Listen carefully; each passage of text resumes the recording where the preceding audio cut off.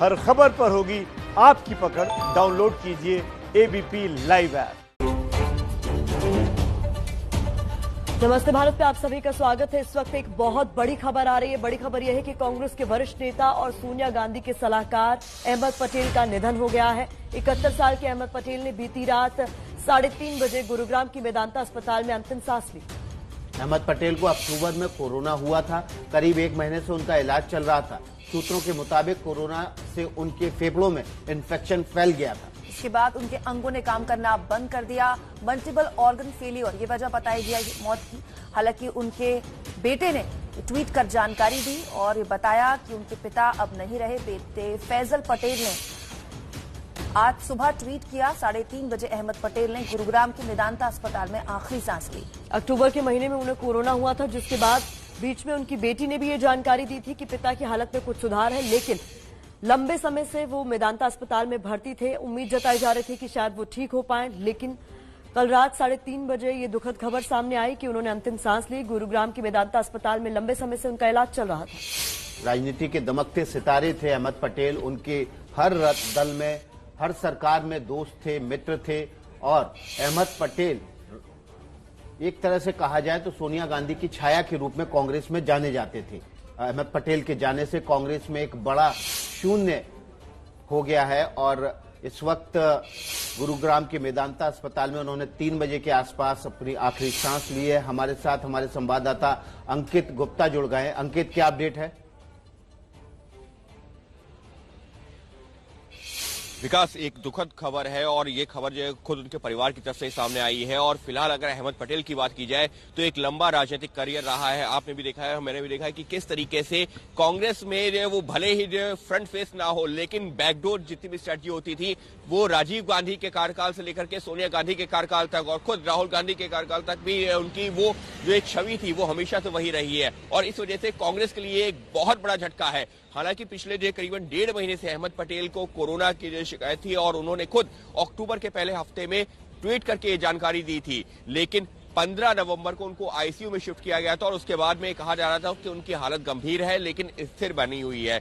अब से करीबन जो है 4-5 दिन पहले उनकी बेटी ने एक संदेश भी जारी किया था जिसमें ये कहा था कि उनके पिता के लिए दुआ करें। वो सबको जवाब नहीं दे पा रहे हैं, लेकिन उनके जो पिता की हालत जो है नाजुक है, लेकिन फिलहाल अभी स्थिर बनी हुई है। लेकिन रात में ये दुखद घटना आई और सुबह हम लोगों को जो चर्चा करनी पड़ रही है वो इस बात पर कि अहमद पटेल अब हमारे बीच में नहीं रहे। अंकित, आप लगातार हमारे साथ बने रहे। गुरुग्राम के वेदांता अस्पताल से हमारे साथ मौजूद है और हमारे एक और सहयोगी आशीष कुमार सिंह, जो कि कांग्रेस पार्टी को करीब से समझते हैं, देखते हैं।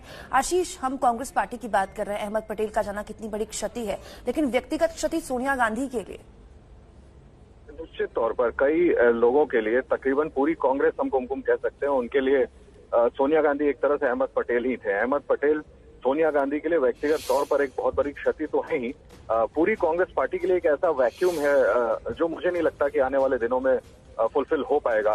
बहुत बड़ा स्टैचर था और बहुत लोगों की मदद किया करते थे। कई राजनीतिक समीकरण बिठाना उनका काम होता था। आखिरी वर्ड कहा जाता था, his word in the country was last word. कुछ समय पहले तक, जब तक यूपीए सरकार थी, कांग्रेस पार्टी में वो जो कह देते थे वो आखिरी वर्ड होता था। कई फैसले उनके लेवल पे हो जाते थे जो कि सोनिया गांधी तक जाने की जरूरत ही नहीं होती थी। एक तरह से बिल्कुल सही अभी विकास कह रहे थे कि सोनिया गांधी के छाये की तरह थे वो। और जैसा मैंने आपको बताया कि तमाम कांग्रेस जनों के लिए वही एक तरह से सोनिया गांधी थे। उनका पता दिल्ली में 23 मदर टेरेसा क्रेसेंट ये माना जाता था। अगर किसी व्यक्ति का, किसी कांग्रेस नेता का कोई काम बन रहा था और उससे 23 नंबर से अपॉइंटमेंट मिल जाता था तो ये कहा जाता था कि उनका काम 10 जनपद पर हो गया है। तो अहमद पटेल का जाना मुझे लगता है कि पूरी कांग्रेस पार्टी के लिए बहुत ही शॉकिंग है और एक ऐसा वैक्यूम, जैसा मैंने पहले कहा, मैं फिर से दोहरा दूं कि उसको भर पाना कांग्रेस पार्टी के लिए बहुत मुश्किल होने वाला है। जब तक सोनिया गांधी होंगी, इस बात को रियलाइज करना जो लोग कांग्रेस को देख रहे हैं वो समझ सकते हैं, कांग्रेस के नेता इस बात को महसूस कर रहे होंगे कि अब क्रिपल हो जाएंगी, अगर मैं इस शब्द का इस्तेमाल करूं, मिसेस गांधी, कि आखिर उनके लिए कौन खड़ा होगा पूरी पार्टी को चलाने के लिए, पूरी पार्टी को मैनूवर करने के लिए। एक तरह से पूरे संगठन को सोनिया गांधी के लिए अहमद पटेल ही चला रहे थे। ये बात सही है कि पिछले कुछ सालों से कमान एक तरह से प्रत्यक्ष या अप्रत्यक्ष तौर पर राहुल गांधी के हाथों में थी, लेकिन जब तक मिसेस गांधी इस पार्टी की अध्यक्ष हैं तब तक जो पूरा वर्चस्व था वो 10 जनपद का कायम था और इसमें इस पार्टी को चलाने में सबसे अहम भूमिका सोनिया गांधी के लिए अहमद पटेल निभाते थे। और अब तो यहाँ तक क्राइसिस हो जाएगी मुझे लगता है कांग्रेस पार्टी में कि तमाम दूसरे दलों से जिनको ये लाइक माइंडेड सेक्युलर पार्टीज कहा करते जी। हैं उनके साथ आखिर बातचीत कौन करेगा। जी आशीष, आप बने रहिए लगातार, इस पर आगे भी आपसे बात करते रहेंगे। लेकिन आपको बता दें, अहमद पटेल ने जब आखिरी सांस ली तो उनके बेटे फैजल ने इस बाबत ट्वीट करके जानकारी दी है। बताया उन्होंने कि रात 3:30 बजे उनके पिता ने अंतिम सांस ली। ये वो ट्वीट हम दिखा रहे हैं आपको उनके बेटे फैजल का, जिसमें उन्होंने बताया कि पिता लंबे समय से कोविड से जूझ रहे थे, उनके शरीर के तमाम अंगों ने काम करना बंद कर दिया था। और उसके बाद उन्होंने लोगों से भी अपील की कि मैं जानता हूं कि ऐसे दुख की घड़ी में और इस वक्त में हर कोई उनके अंतिम दर्शन करना चाहता होगा, लेकिन कोरोना प्रोटोकॉल को ध्यान में रखते हुए कोई भी भीड़ न जुटाए। अहमद पटेल अब हमारे बीच नहीं रहे, कांग्रेस के चाणक्य हैं, सोनिया गांधी के सलाहकार हैं, उनकी छाया भी अगर कहा जाए तो गलत नहीं होगा। और इस बात की जानकारी उनके बेटे फैजल ने ट्वीट कर दी कि 71 साल की उम्र में आखिरी सांस उन्होंने गुरुग्राम के मेदांता अस्पताल में ली।